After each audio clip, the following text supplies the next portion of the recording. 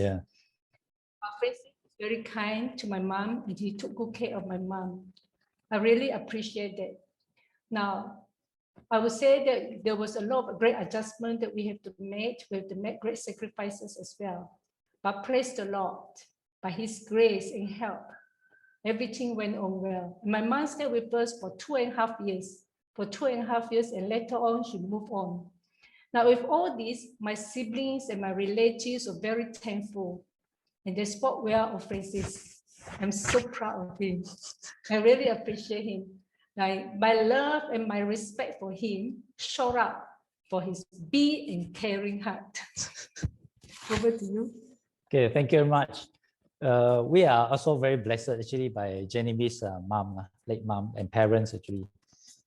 They took care of our children when they were young, so they are really a blessing as well. Okay. So I'll move now to the last slide in this sharing. As a conclusion, right? The take-home message. Okay, actually 3 points here. The first one is still putting God first.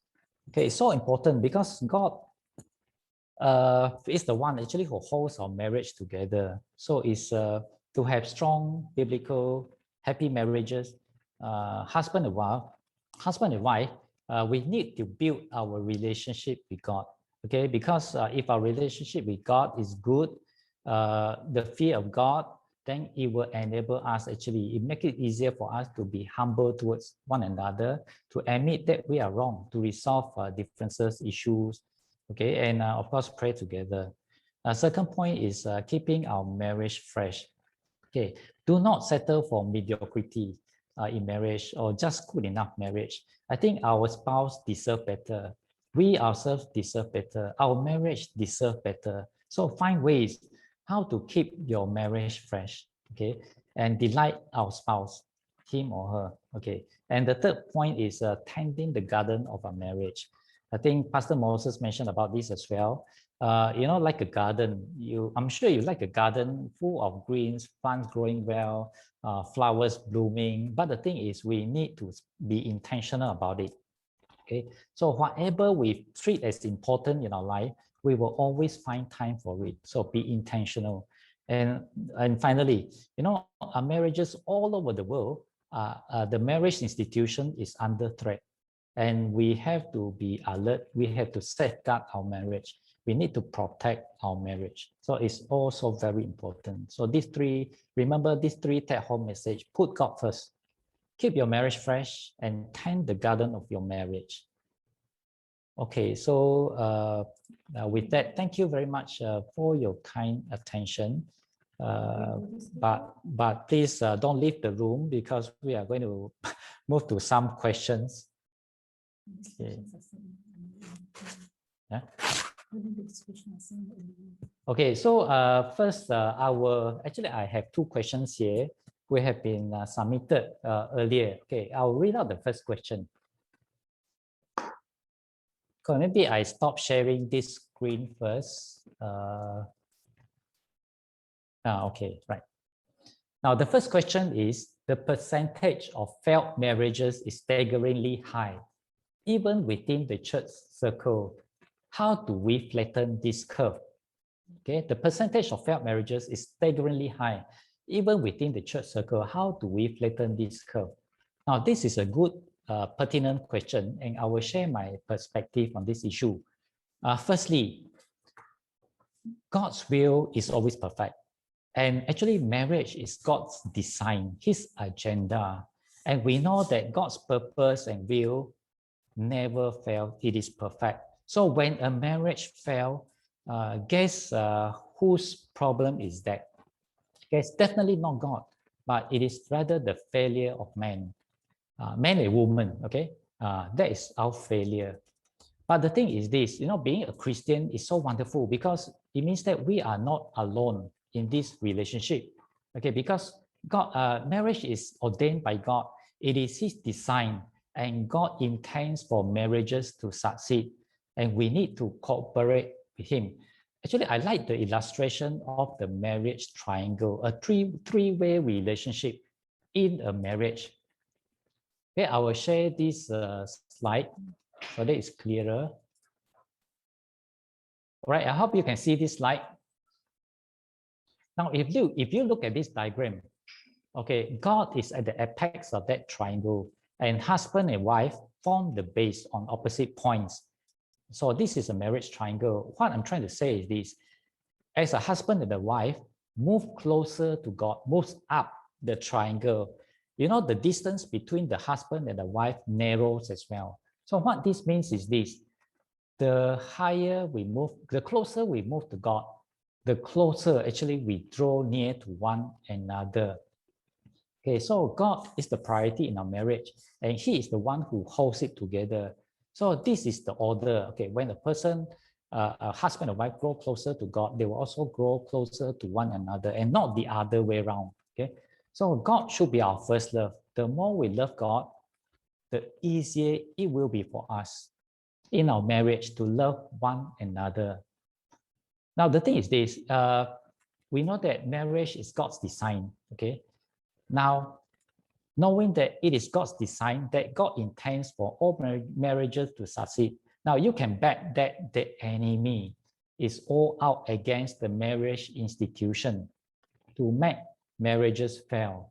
So we need to guard our marriages well. You know, we have to grow strong in our relationship and equip ourselves with the knowledge and the skills to tend our garden well. In fact, to me, the single one most important thing that we can do actually to flatten the curve, to have strong marriages, is actually our relationship with God, a husband and a wife's relationship with God. But we do realize as well that for some marriages, when you know the issues are so big that you cannot resolve it within your family anymore, that is when we can seek help from others as well.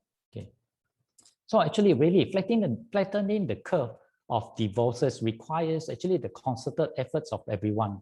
Okay, churches, believers as well, especially to see young believers grow in the Lord, especially if the couples are young believers. We help them to grow in the Lord. As they grow in the Lord, their marriages will be stronger. Okay, in fact, there are so many resources available nowadays for marriage, for parenting. Okay, but sometimes we think that our marriages are okay and you know, it's good enough. But many marriages actually can become better, can be better. Okay, so we basically need to create more awareness among our brothers and sisters on the importance of building strong and biblical marriages.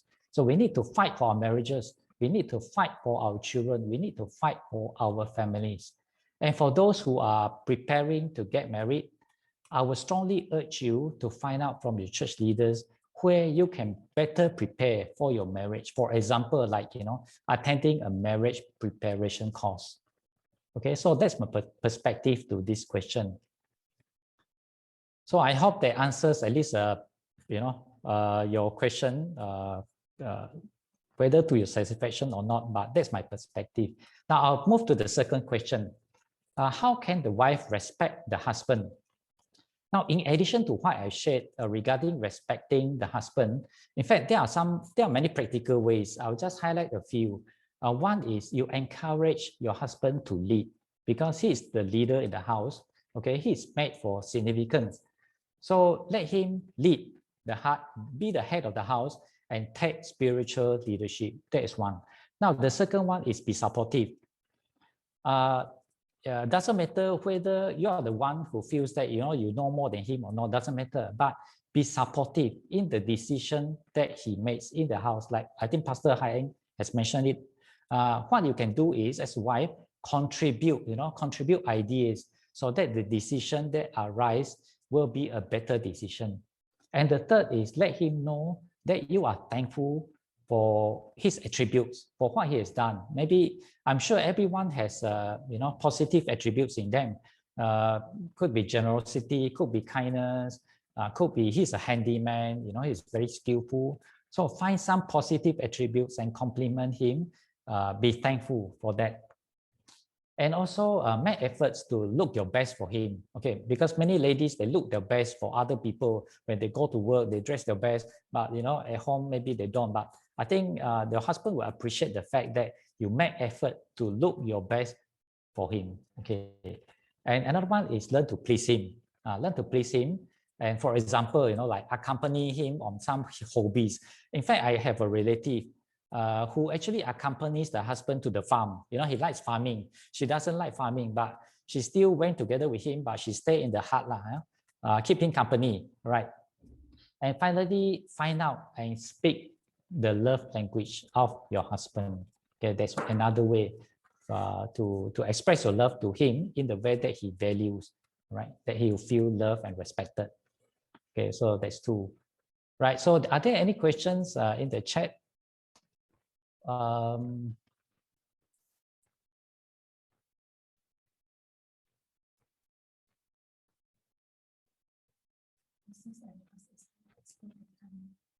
Yeah. Okay, now I think it's about what time already? It's 5:05. In fact, our time is up. But if there are any questions, I think those of you who has prior engagement commitment, we will close in prayer, and then whoever needs to leave can leave first.